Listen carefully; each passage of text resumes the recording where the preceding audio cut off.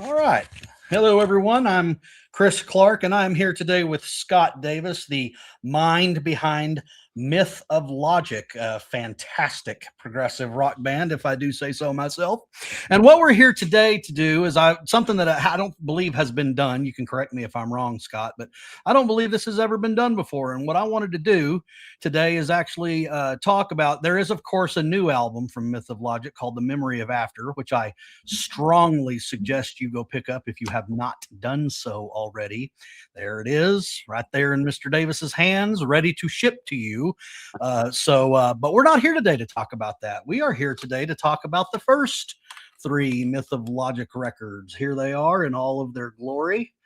And they are Surrounded by Ghosts, Pictures from a Previous Dream, and Light at the End. And the reason I mention all three of them at the same time is because together they form one of the longest and coolest progressive rock trilogies that I've ever listened to. And it's called the Here and There Trilogy. That is, all three of these comprise one long story that Scott composed. Took a long time, a lot of effort and love and sweat and tears being poured into these records.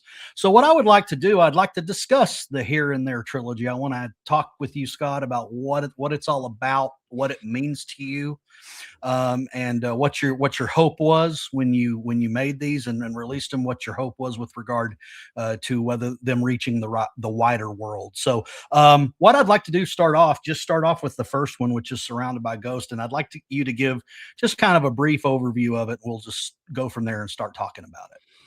Well, first off, thanks for having me. I've kind of had it in the back of my mind that I would like to treat these as one trilogy. Although, the first chapter, Surrounded by Ghosts, to answer your question, did not start out as a trilogy. I didn't really realize that it was going to be a continued story until I was about 3/4 of the way through writing on Surrounded by Ghosts. And some of the things on Surrounded by Ghosts are fairly old. For instance, let me make sure I've got this right. Strange and Beautiful is probably I think I wrote that in like 92 or 3. Oh, so you have some older material that found its way onto these discs Just mainly that one. Some of the instrumental ideas are on the album were, it was accumulation of work. But what really drove it was I had a need to, I was fairly well into it, about 3/4 of the way into it over a period of, say, 10 years. And my good friend Jim Beilman was constantly prodding me and bugging me, when are we going to get Surrounded by Ghosts? When are we going to get it? He would nudge me. And so I had accumulated material and, was developing ideas and such. And then when my father passed away in 2020, no, it was 21. I'm sorry. Apologize for that. When he passed away, it just kind of pulled the ripcord on the chainsaw, if you will. And it just, something sparked at that point. Did his passing have anything to do with the thematic bent of the trilogy, or of Surrounded by Ghosts that turned into the trilogy? Not directly. My relationship with my dad was more of a catalyst to this rather than a direct expression of that relationship. I don't know what happened. This was back in, Surrounded by Ghosts came back out in 2022. Here it is 4 years later, 4 albums deep, and I'm already 4 songs into writing the next record that's going to come out in 27. I always tell people, as long as the water's on, I'm going to keep washing my hands. Anyway, getting back to your original question, Surrounded by Ghosts, the trilogy is the story of Robin. And the reason why his name is Robin is, I've kind of kept it to myself, but Robin would have been my name had I been born a girl. My parents had picked out 2 names, Scott for a boy and Robin for a girl.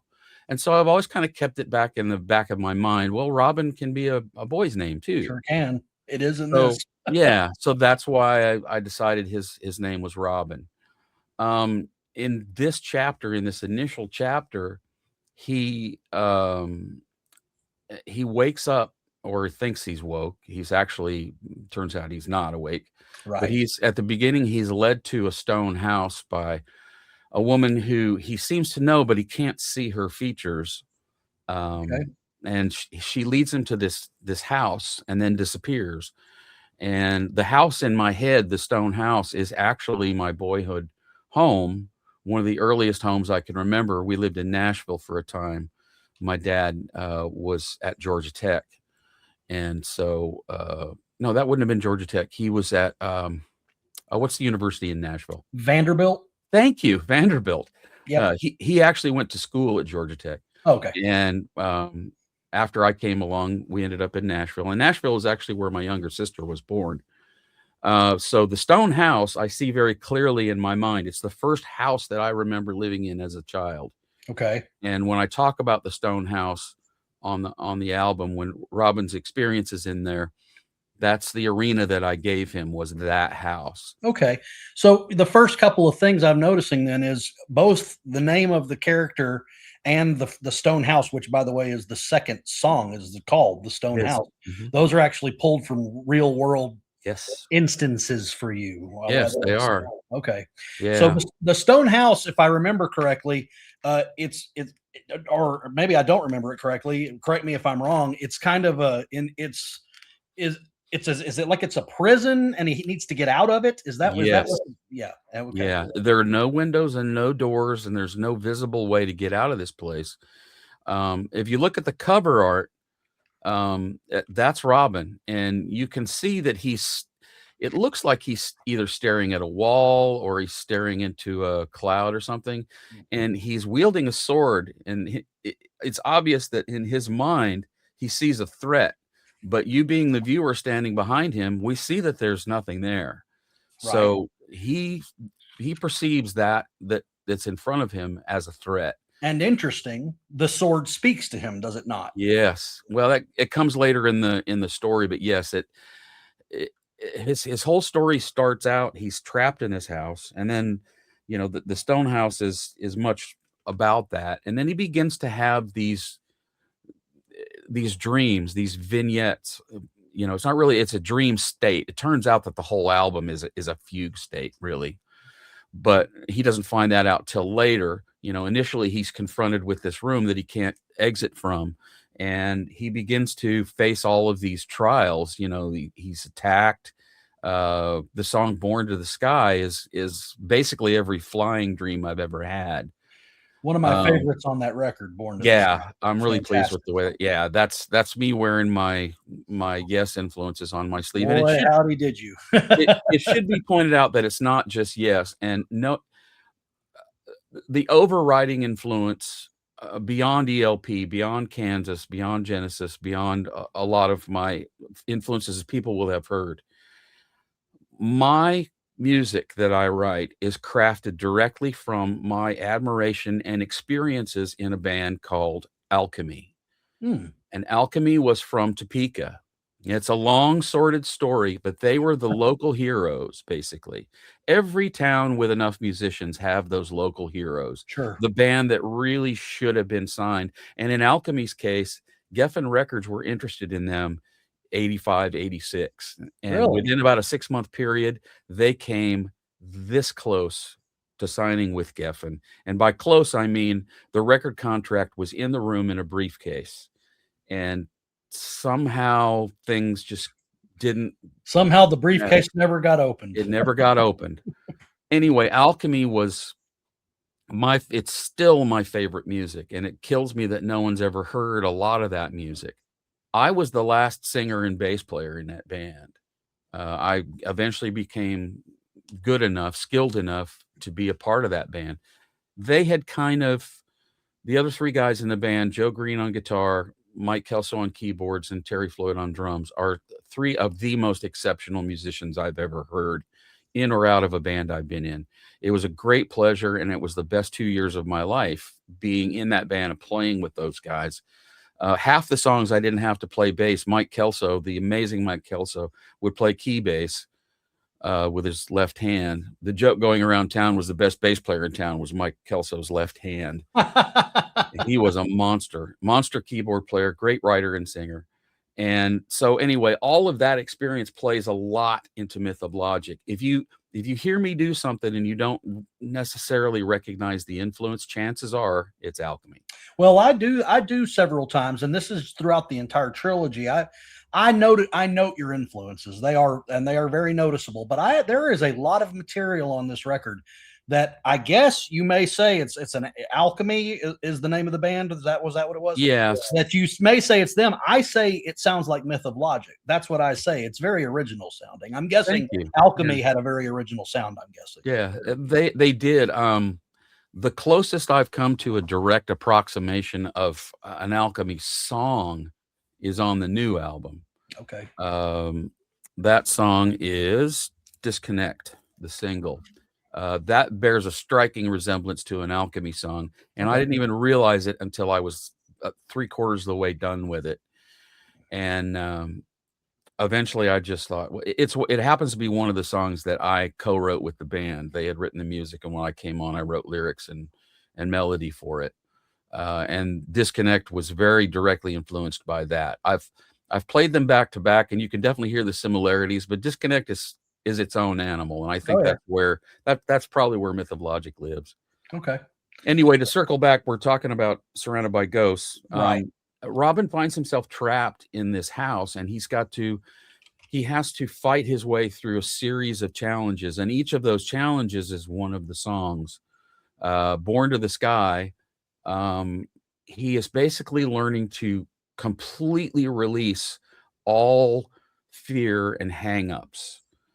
If there's since I've touched on fear here, we'll double back to this, but just Okay. as a quick sidebar, one of the overriding concepts of the entire trilogy is this. People talk about conquering their fear and eliminating fear. Mhm. Impossible. You cannot ever completely eliminate your fears, but you can learn to live with your fear. You Right. can learn to not let it control you and not let it override you, but you must be aware of it. And that's one of the overriding themes is fear and how we react to it, how it how it tries to control us and hopefully fails. And so one of the experience for him with Born to the Sky is that he learns to release. In this flying dream, he is a creature of the air. Much and what I pictured dolphins in the air. How Hmm. dolphins are naturally they're water creatures. Sure. The They way don't dolphins belong in the air. they don't belong in the air, but imagine dolphins that do belong in the air. They they're completely constructed and born in such a way that that's where they belong, in the clouds, sustained by lightning and thunder and, all of that sort of thing. That's what Born to the Sky is about. It's So about him. you said earlier that Born to the Sky was probably every flying dream you've ever had. Yeah. Did you have legitimate dreams about Oh, like yeah. dolphins and Yeah. thunder and lightning? Still do. I have dreams where I know I can fly. Somehow I know, and you Wow. just push off and you end up yeah, I've had them since I was a kid. Really? So That's yeah, it's that's really where the whole genesis of that came from. But okay. and the later Genesis or the later Yes period, with the stacked vocals and Sure. there's Yeah, there's a there's lot of that in Born to the Sky. Born to the Sky has a lot of influence in it that you can hear, which is yeah, great. I would agree with that. Yeah. Yeah. So he's fighting his way, and each of these tracks represents one of the fights, I'm guessing. Yes. In Scar's Lament, for instance, which is the next track, he is fighting off a series of ghosts, and this is where the sword presents itself. Okay. Um, it now, if you want more elaborate explanation, I just happen to have written a short story that goes along with Surrounded by Ghosts. It's on the website, mythoflogic.com. I'm Okay. planning what I call screenplays for each of the other albums. I've got the one for Pictures is partially finished, but I became so consumed with making the records and keeping all the other things in my head. I'm going to circle back around to that stuff Yeah, I know. probably this year sometime. But where Scar's Lament, he is presented the sword and he's fighting off all these ghosts that he can't touch and he can't harm them, but with the sword he can. The sword allows him to fight these warriors off, these imagined warriors. So he's fighting against them, and at a certain point in the battle, he starts to feel their pain as he's injuring them, and he comes to realize that he's hurting himself by hurting these Fighting the opponents. ghost is fighting his own inner self. Exactly. That's one of the overriding lessons of this album in particular. He has to come to the realization that it's self-defeating to feed your anger and feed your fear. It's completely self-defeating. You are not protecting yourself. You're not protecting anyone else around you. You're only hurting yourself. And So so that rather than trying to conquer fear, you should learn to master it and understand it. well, I don't think you can ever master it. I like to think of it as you learn to live with it. It's a Okay. companion, and you come to an uneasy truce with it, and it's always there, and you become more accepting of your fear, and you don't let it control you, and you don't let it run your life. And And indeed, in the album, he does learn this lesson, does he not? Because toward the end of the record, doesn't the sword basically tell him, "You no longer need me now"? well, yeah, I mean, it comes to that stuff, in, Yeah, in the song, the next song, Hollow Body. He feels himself empty inside, and he's sort of feeling sorry for himself. And then after that, Strange and Beautiful is about his wife. Essentially, he doesn't know it at the time because he's trapped in this fugue state, but it's really about this impossible woman that he doesn't know why he can't feel her, he can't touch her. He for the moment he doesn't understand. He comes to understand why later, but at this point he's fascinated by that. Live the Sound is directly about my time in alchemy. It's about being on stage. It's about that other world that you're transported to when you're on stage. And so by this point, he has the sword, but he's not using it. He's living these experiences. He's inside these experiences that he's having. right. And he's gradually finding peace inside himself. All of these things build up. Okay. Then after Live the Sound, we have Crucible. In Crucible, the sword speaks to him and tells him that in order to find his way out of this, he has to melt the sword down. And he's saddened by this because to this point in the story, the sword has been speaking to him. When the sword has been there through the beginning, during in Born to the Sky, the sword turns into his wings, and they're speaking to him, and it's constantly there and pushing him along and guiding him. Right. It's not doing anything for him. It's advising him and telling him where he needs to go and how he needs to do things. In Crucible, it says, okay, you followed me this far, and this is as far as I can take you. Right. In order to let yourself out of here, you have to place the sword into the crucible in the middle that appears in the middle of the room, melt it down, and when you do that, it becomes the key. And the key is how you get out. As soon as he does this, he melts the sword down, and he gives himself permission to turn all of this guilt and fear loose, and not just metaphorically, but physically inside this state that he's in. The sword becomes the key, and that's what you see on the back cover. You actually see the key, Right. and I don't know whether you got the impression from this, but the key is on the floor of the stone house With the room that open he's in, door. Yeah. and the light around it is the door that's now Open. shedding light into the room.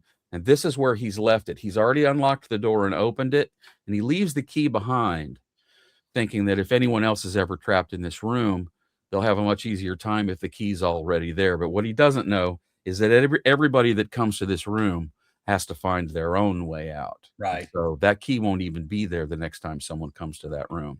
Right. So he melts the key down in the crucible, and it becomes a key. And at that point, he gives himself permission to use the key that he's created to let himself out of that room. And he opens the door, and that's when he's out and free, and he feels like he's given himself permission to go on with his life. He doesn't understand why he's here yet. He hasn't gotten those And that's an important point. There's fear and things he's fighting, and some anger and some grief, but you don't really at this point understand exactly what it is that's causing the fear and anger and grief. And that's because he doesn't understand it yet either.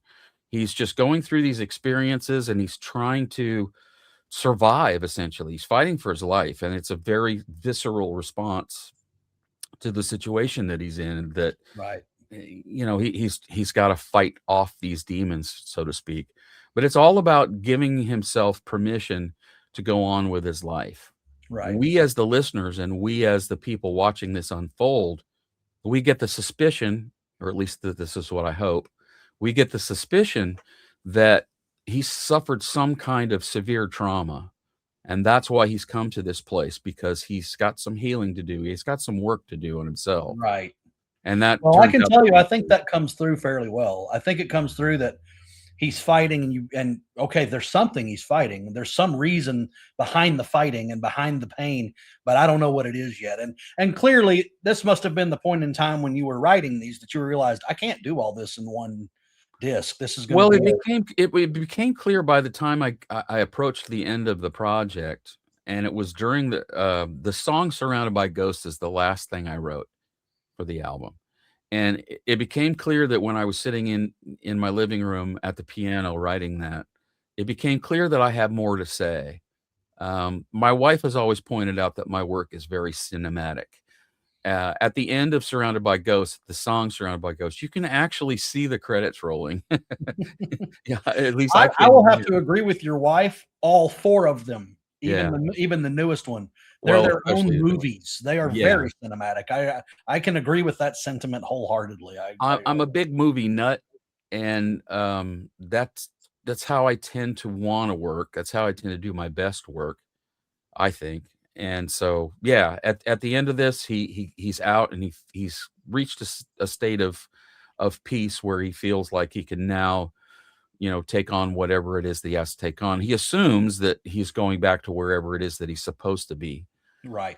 And but he's not. And that brings us to the second record, Pictures from a Previous Dream. This is just a fantastic cover. The album cover is fantastic. That's my good friend Charlie Roy.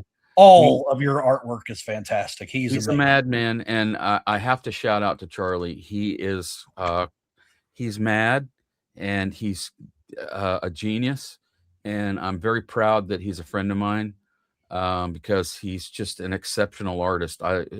We have great talks about the art in particular, and I want to point out too, without getting into any kind of a mode or up on a soapbox or anything, there is no AI anywhere on any of my albums, either visually or auditorily. It's all human hands, all of it. I will never use AI to create anything on or in any of my records ever, period. No. It's not real. It's not art, as far as I can tell, and in my opinion. And I agree with you. And I think that's a banner a lot of modern bands, progressive and otherwise, are taking up. I know, I don't know if you know the band Caribou, really great guy named Oliver Rusing out of Germany. He has a brand new album coming out and has an AI free sticker on the album that you buy. Good. Done without AI at all. That's a big time problem in the modern music industry. So I'm ashamed and sorry and sad that I've lived to see this kind of thing come to fruit, but there it is. So yeah, Charlie Roy. The thing I love about the cover, if you look at the cover closely, and I hold it up there where you can actually see it. Yeah, there you go. It's not clear whether the figure is inside the painting or floating in space in front of it. Right. That's what I love about it, because you can see it, and you can see both aspects of it. Initially I had envisioned an image more like what's in the story. In the story, Robin comes to this place and he realizes, oh boy, I'm still trapped. What's going on now? He comes to this place that's depicted in the cover, and he's sitting in the center of this room, and there are these picture frames in a circle around him. And one by one, they begin to present themselves to him. as opposed to the first album when he was inside each experience as an active participant. Correct. Pictures from a Previous Dream sees him as a passive observer. He's Right. not directly involved. Everything that he sees is not happening. He's just observing. And each I of noticed a huge. I did notice that when I listened to these records, the active bent of Robin in the first album, and then the passive watching appreciation of art in the second album. They're very diametrically opposed to one another. well, it was the next step in his process, if you will. The first album was about him forgiving himself for things that he's done. Like on Scar's Lament, he is literally mourning all of the things that he's done to people in his life, all the scars that he's left behind. Right. Even after they've healed, he still feels the pain for any troubles that he's caused someone. Right. And so he's giving himself permission to go ahead. With Pictures, he's giving that all away. It turns out that the place he's been brought to, each of the paintings that he's there to view, and this doesn't become apparent to him till down the process a little bit. But what's going on is that each of these paintings had a certain amount of passion, sometimes anger, sometimes lust, sometimes murder. But they are creations of very strong emotional states.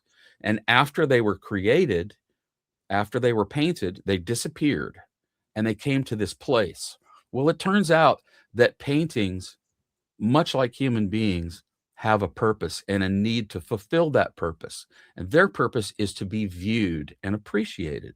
I wanted to ask you briefly about the paintings because I've read a write up about, and I think you may have written it about Pictures from a Previous Dream. By the way, for anybody watching, this is my favorite of the three records. It's absolutely astounding. I just absolutely love it. But when I was reading them, your pictures, a Roman Colosseum, a burned out city centuries in the future, a present day cathedral, a laboratory, torture chamber in the 1940s in Europe, the throne room of a fallen king, the home of a modern serial killer.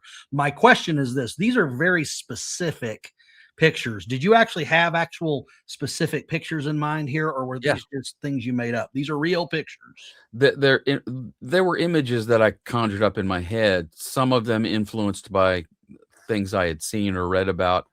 For instance, schizophrenia is a real thing, and it was apparently there's speculation, but it was apparent schizophrenia was actually um, manipulated and used by the Germans in World War II as a torture device. Really? Um, I don't. All the stuff I've read about it was that their attempts were unsuccessful, but it's quite a long, involved process. I just liked the shape and the sound of the word schizophrenia. I just a lot of times my titles and phrases and things. Somebody asked me the other day, in an interview, the memory of after. What does that mean to you? And right off the top of my head, I said, I just like the shape of it. I like the Right. sound of it. Sometimes you just like it because the way it rolls off your tongue. Yeah, it does have a meaning, but I mean, our good friend John Anderson from Yes, the vast majority of the lyrics he writes make no sense to anybody but him. But the reason is because he likes the shape of them. Right. And that's a totally valid approach. It's much like an abstract painter will choose off colors or off structures and shapes just because he likes them aesthetically. So sometimes that happens. But So in the first record, in Surrounded by Ghosts, each of the tracks is a battle. So in this record, is each of these tracks one of the pictures? Yes, it's almost a vignette. It's almost a chapter. It's bookended by If and Then, which are like an in and an out.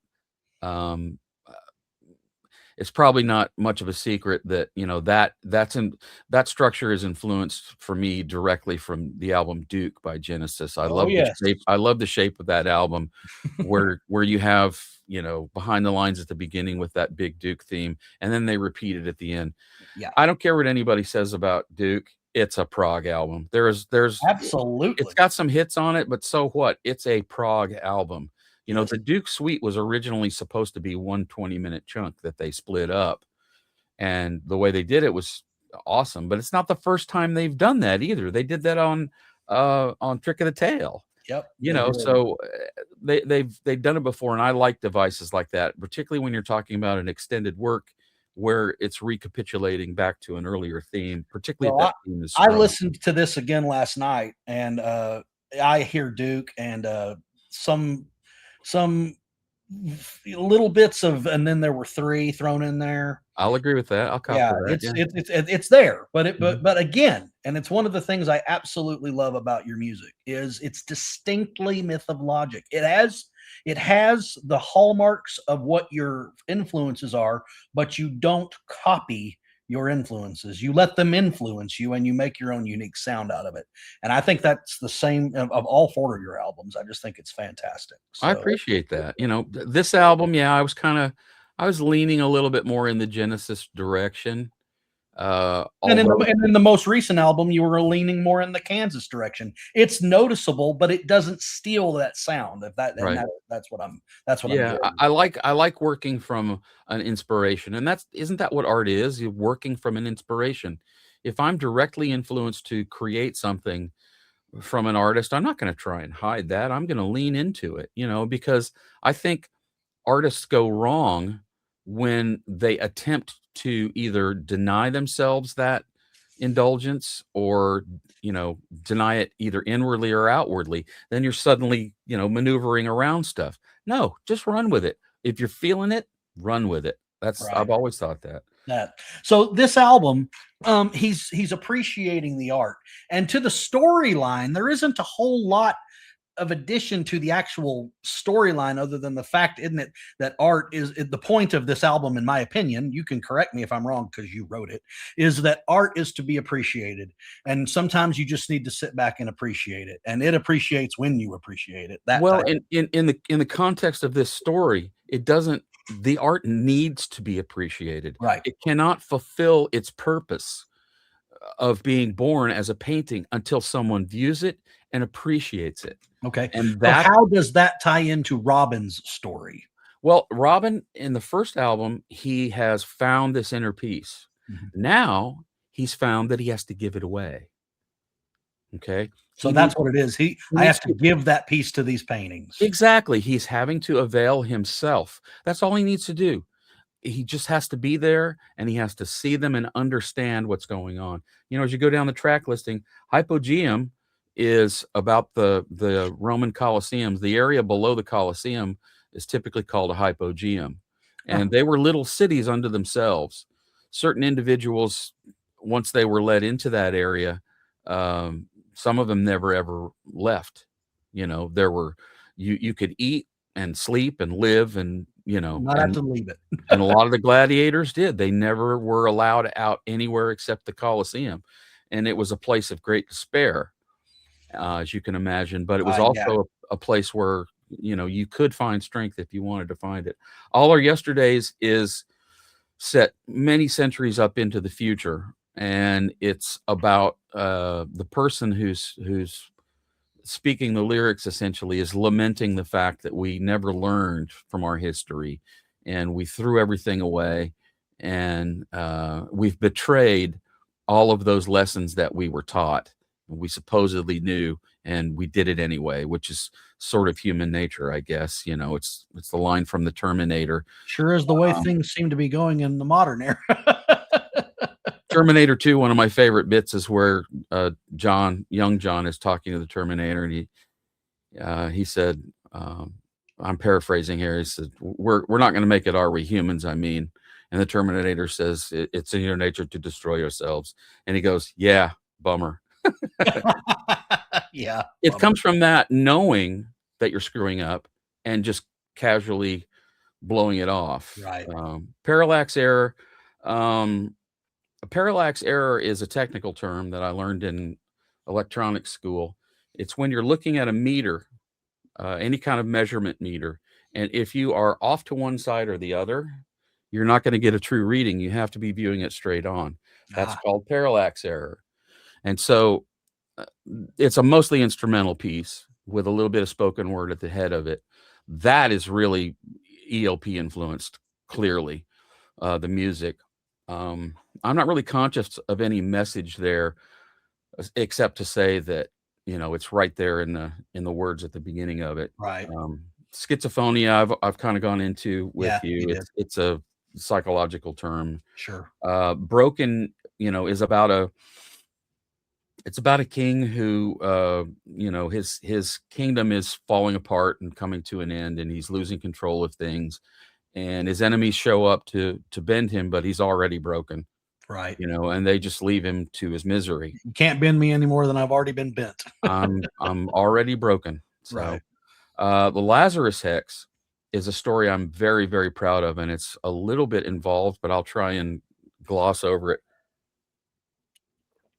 It's the story of a man, a very powerful man. In my mind, he could be a politician, he could be clergy, he could be any man in a position of power over direct influence of people. And it turns out that he's a serial killer, and not just any serial killer. He is actually feeding lives to Satan himself. Oh, He has a direct line to hell, and he is sending lives there, sending souls there. He's not just feeding his own perverse need to kill. He's actually feeding a furnace. And he is an evil man. He's, to say the least. Then he gets a fatal diagnosis. He's only got a few months to live, and he's rejoicing. He is so happy because he's going to finally meet his end, and he's finally going to take his place, his rightful place in hell, high on the hierarchy, because he's faithfully served the beast all of these years. wow, that's deep and And creepy. he's got one more kill in mind, and he's already picked her out. It's a young girl, but what he doesn't know about this young girl is that she's a witch. And she was taught a variety of spells by her mother. And one of the spells that she learned and was told never to use, because it's completely, to paraphrase Harry Potter, it's unforgivable. Sure. It's considered damnation if you use it. It's called the Lazarus hex. So he picks her out, and he takes her, and he's torturing her and preparing to kill her.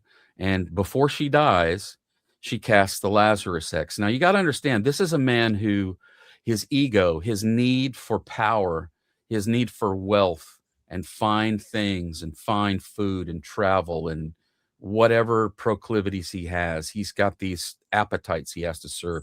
He's rich, and he likes being rich and powerful.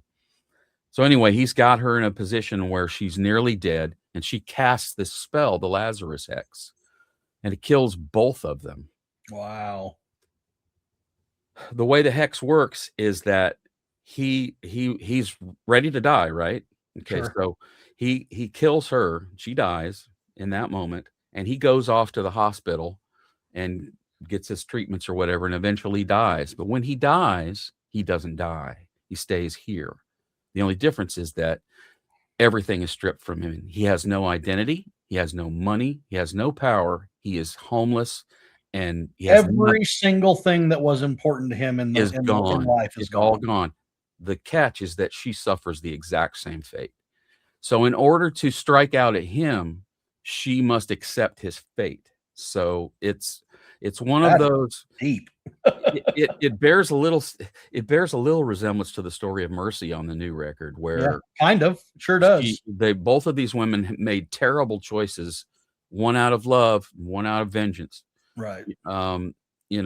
He, in his arrogance, he tells her his entire story. You're my last kill. I'm going to tell you the whole thing. And then he goes and kills her, and she dies, but she doesn't die because she cast the hex. And so both of them are complete nobodies now. Neither one of them have any money. No one knows them. It's like they never existed. Wow. And it places him in something worse than hell. Oh, yeah. It's absolutely everything. Well, especially for a guy who his whole glorious reward was going to be hell. He wanted to be in hell, It's a cautionary tale about the ego and letting it run rampant. That's what that's about. Anyway, spent a little too much time on that one.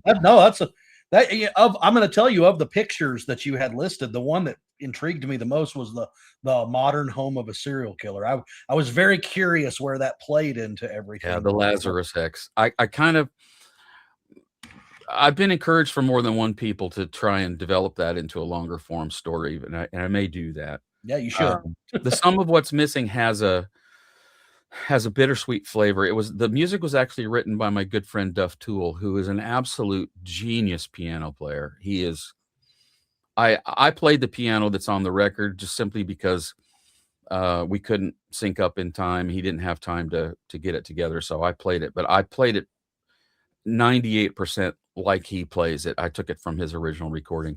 He wrote this song a very long time ago when his wife Stacy passed away. Oh wow. And he descended into despair for a while, and nobody heard from him for quite some time as he was coming back from things. But this song is so old that the version I had of it, he had posted to MySpace. Wow. Yeah. Now we really are dating ourselves. Yeah. And it turned up in my feed one day, and I listened to it and I went, oh, I always loved this song. I really did. And his title was The Sum of What's Missed Inside is his title. And I changed the title slightly. Sure. Changed the structure very slightly, wrote the melody and the lyrics, and I ran it past him and his lovely daughter to get their approval, and they both fell in love with it. And so that's the one musical writing collaboration I've done on all these albums. Yeah. The Sum of What's Missing, there's all kinds of mathematical puns in the lyrics. If you sit down and read the lyrics, the sum of what's missing can mean a couple of different things. Sure. And there's some, I allude to division and balance, and there's if you read the lyrics, you'll see a number of those puns in there. And the reason why they're in there is because the character who is mourning the loss of his special lady, he's an accountant, and that's how he sees everything. It's all numbers and bottom lines for him. And so when he loses her, that's the only way he knows how to express it. How interesting. Yeah, that's where that came from. Then pentimento. Pentimento is a term used in painting restoration.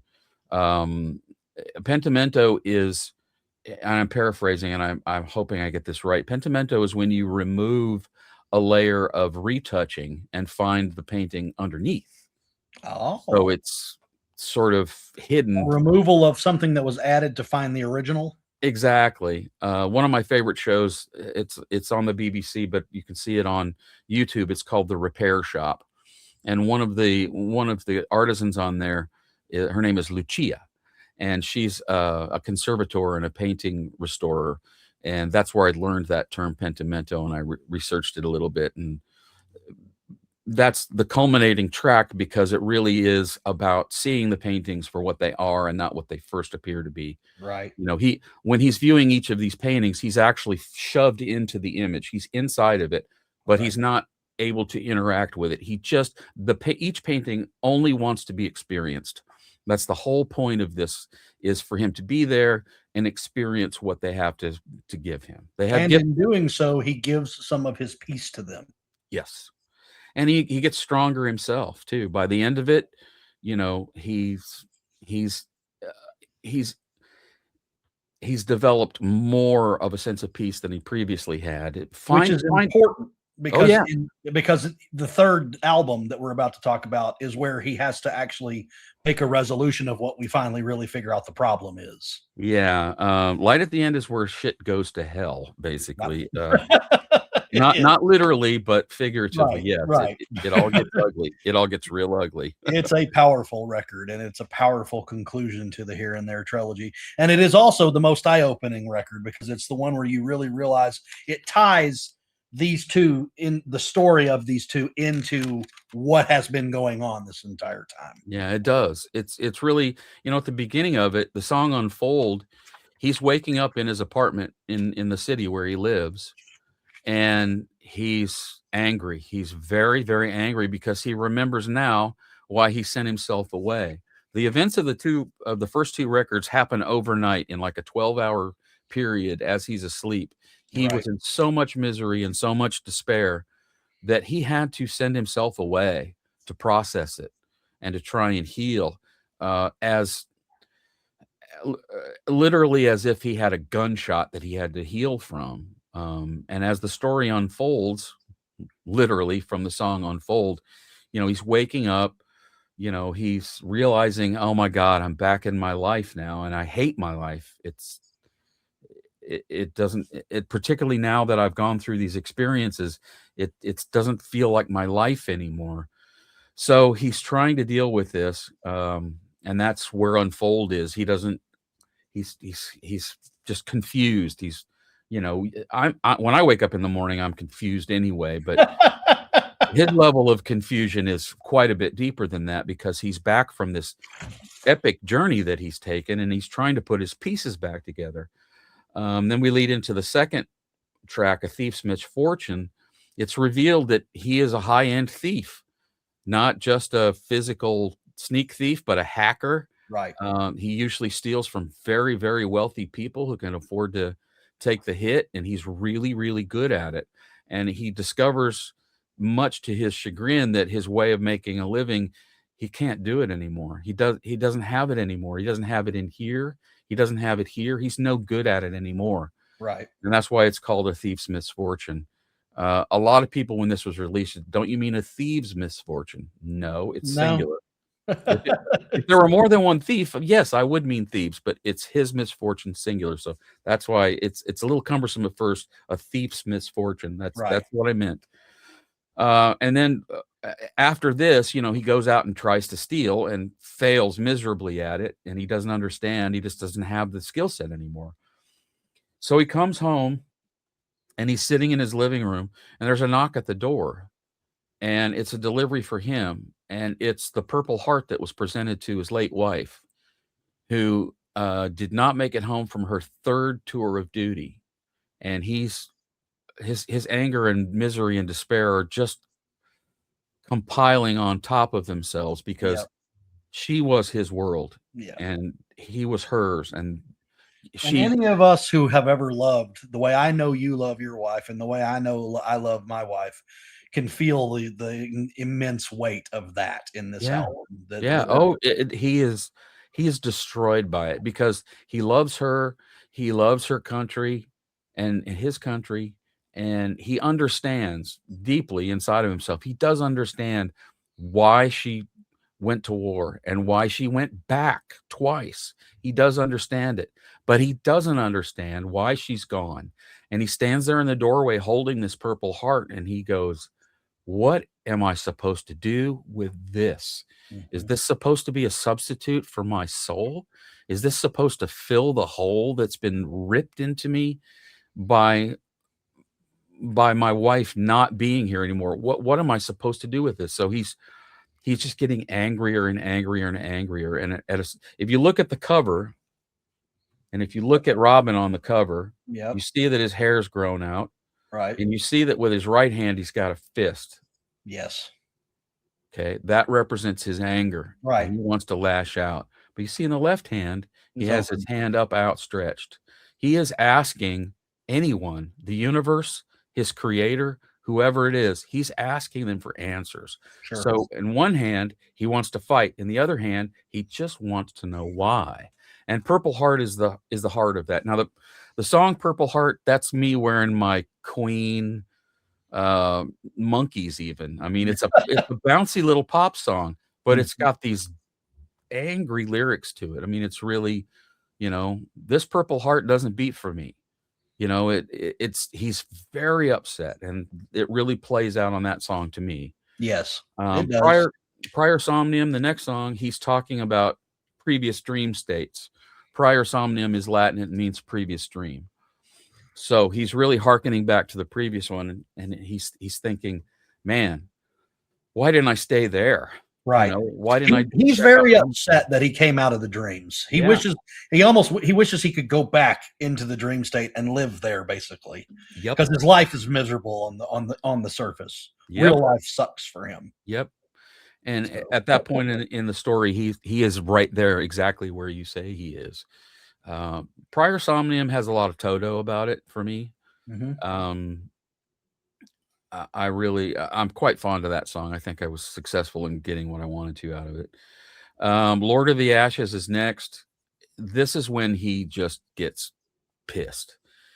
He organizes some other miscreants. He goes out and destroys property and starts riots and burns buildings down, and he just lets it loose. He's furious. He's absolutely furious. And Lord of the Ashes is, it's almost like he's trying to get her attention from the next world. Right. I'm still here. Screaming for some sort of notice. Yep. Notice what's going He's on. screaming out to her in particular, I'm still here. You're gone, and I'm still here. And why? That's his main question. He understands what has happened, but he doesn't know why. He wants to know why. He's looking for an answer. Abulia is a psychological term. It's also the name of my record album. My dad gave me that word years ago. Abulia is a psychosis, actually. It's a state of mind that's characterized by a complete lack of self-control. And that's where he was, Yeah. after he gets done rioting and looting and all that sort of jazz, he starts taking drugs and drinking, and he just becomes uncontrolled. And he's indulging every angry impulse that he can possibly imagine. Right. And when he comes up from that and he realizes how shallow and stupid and self-destructive that was, didn't I learn anything from my prior experiences? That leads up to Construct of Delusion, which is probably my most understood piece. I knew that it was going to challenge people because of how it starts. There's quite a long period of, just piano and vocal. Sure. And some of my melodic choices have been called into question by certain people who we will not mention, because we both knew who they are. But I'm really proud of that song because he finally comes to realize what he knew all along, but he really knows it inside of himself now, that the life that he is living, where he is now, is a construct of his own fear. It's a lesson that he learned back into the first album, but you can learn a lesson and fail to act on that knowledge. Right. It's totally possible, and it happens every single day. Absolutely. And Knowing you shouldn't or shouldn't do something, that's only half of it. Then doing or not doing it is the other half. exactly right.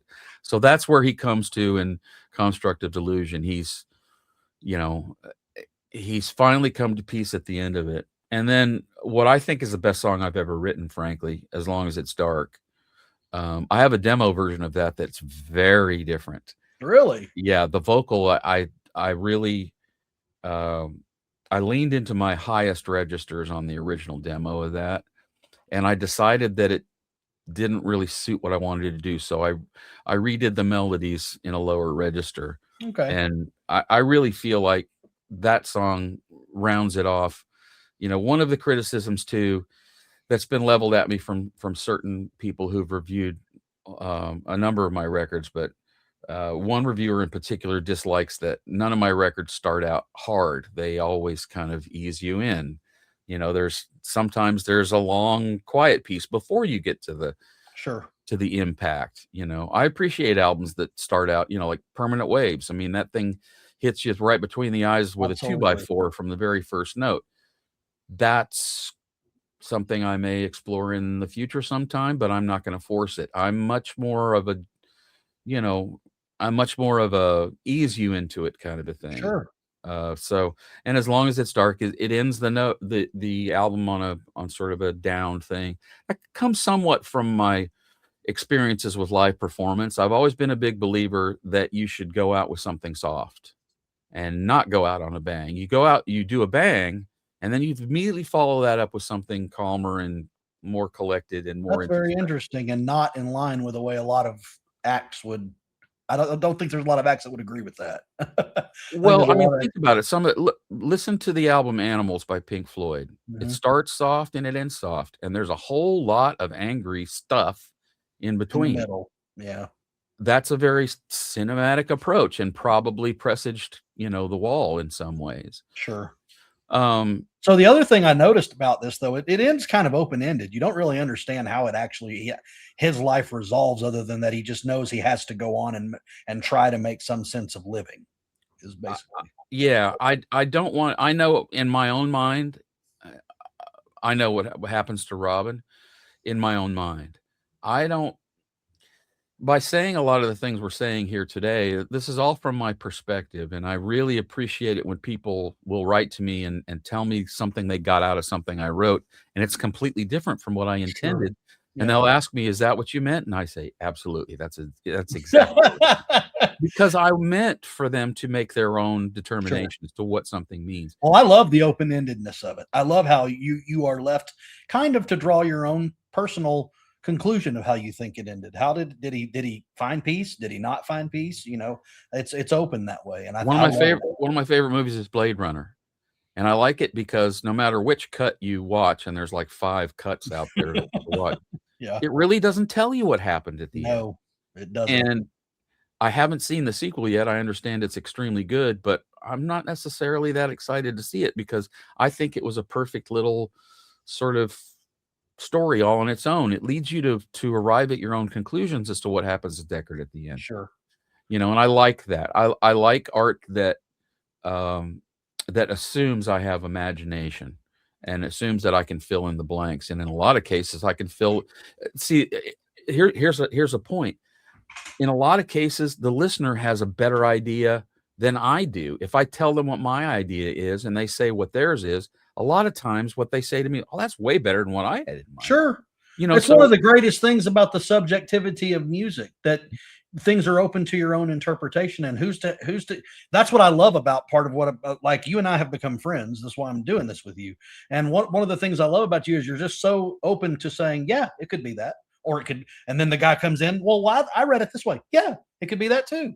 It can be. So subjectivity of music, loving certain genres and things, also goes to the subjectivity of interpreting what a song means. It just that it doesn't just have to be the sound of it. It can be what it means, the meaning behind it, and everything. And I think precisely, that's vital to me. And now that we've kind of discussed, each part of it, it's still, I don't know that even in my own mind the storyline is any clearer than it has been. And I have definite things that I wanted to say on the whole thing, but to me, Robin's journey is about overcoming fear and learning to live with it because it never truly goes away. Anyone who tells you they're not afraid of anything is lying to themselves because we're all human beings, and at our hearts we're human animals, and there is that portion of our brain that has to have fear in order to function properly, in order to keep you from dying right. prematurely.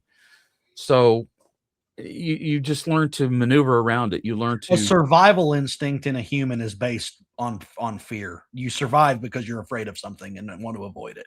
precisely. But So in Robin's case, it's justified. He sends himself away. This horrifying thing happens to him, and it's out of his control, and he feels helpless. mhm. And so he sends himself away for a time to kind of get his bearings and figure out what it is that's going to help him to go on. What happens to Robin? I have in my own mind what I think happened, but there's a variety of possibilities. Sure. Maybe he meets someone else and starts a family. Maybe. Maybe he kills himself in order to not have to deal with it.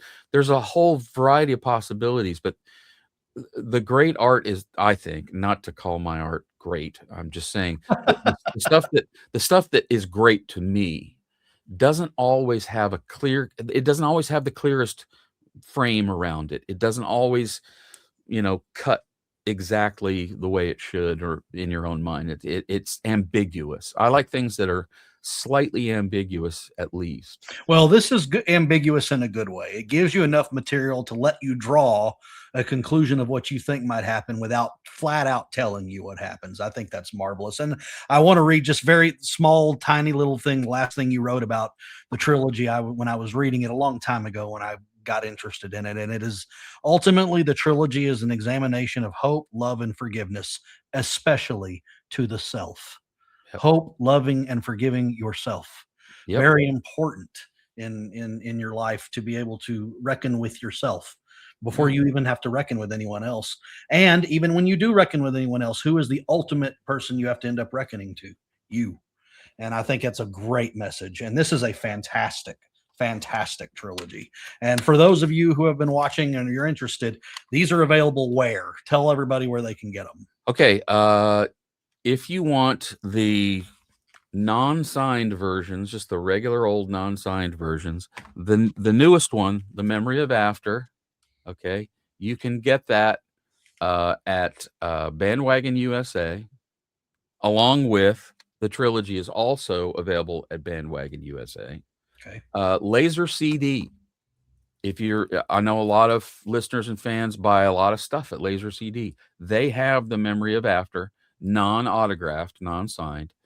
If you want them signed, the place to go is Bandcamp. I knew I was going to do that. Too many bands. Bandwagon, Bandcamp, band this, band that. Bandcamp, they're an additional $5 and come directly from me, and I'll sign them for you if that's your preference. Also at Bandcamp, you can get high-res downloads, including on The Memory of After. There's two parts to The Memory of After. It's like a 35-minute piece. There's an edit that you can buy as a high-quality download, high-res download only. It's not available in a physical format. You can get that at Bandcamp. And you can also get my Black Friday song, Circling Back, that is only available on Bandcamp. It's not available streaming anywhere legally. Yeah, add legally to that. Yeah. The only place for that is you can purchase that for download at Bandcamp. I do have a few t-shirts left, but they're all in weird sizes, and I haven't looked at the inventory in a while here. I actually have t-shirts of Surrounded by Ghosts, a few of them left. They were really expensive, so Well, I'll tell everybody who, if anybody is interested, I have one of those, and they are extremely good quality. So well, I don't go cheap with that stuff. I don't, they always talk about, well, do you want good quality or promo quality? I don't want promo quality. I want something that someone's going to wear, Yeah, exactly. Well, I've enjoyed this conversation with you, as I enjoy all my conversations with you. And I want to encourage everybody. They really are. These three albums, The Memory of After, all just fantastic records, and support real artists and real artistry, and support music and musicians who work hard on their own and do their own thing without the help of AI to create their art. And go buy a record today. And thank you, Scott. I appreciate being here with you today. Oh, thanks, man. It was fun. I enjoyed it very much. It kind of helps solidify it in my own mind. Well, there's nothing wrong with that. Well, you take care, man. I will. Be good to one another. Everybody, always.